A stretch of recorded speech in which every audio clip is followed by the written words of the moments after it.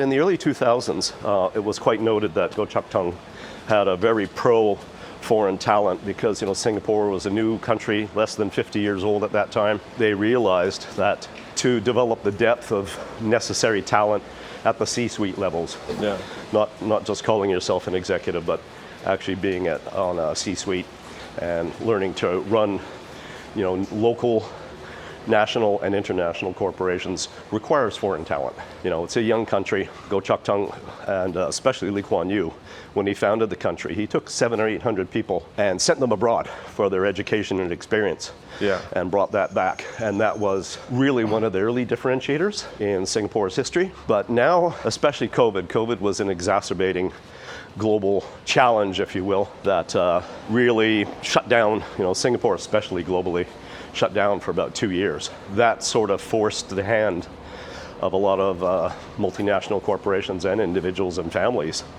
to say about the sustainability, because we had no idea about how long COVID was going to last, right? And the global response wasn't very good. So I'd say that was one of the precipitators, and that's coming up 5-6 years ago now.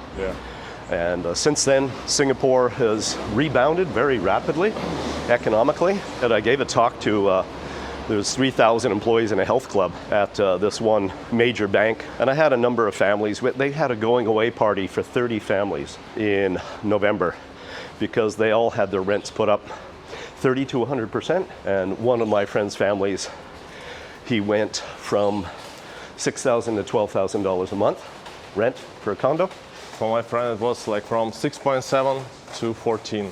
Yep, there you go. They left to France to his parents for half a year. Then they spent half a year there, and then they came back and find another place, but in the central Singapore. Yep, my friend, he's a brilliant Italian.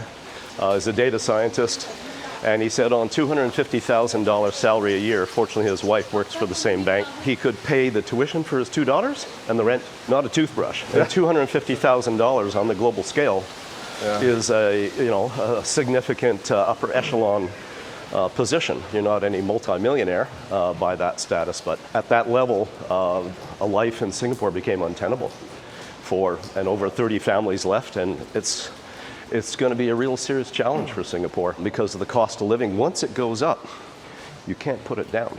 When you come here cold call as a foreigner and, as an expatriate, as a Caucasian, whether Russian, Canadian, Italian, whatever, it's very difficult to get to learn. As I said, I'm blessed now with incredible depth of local partners.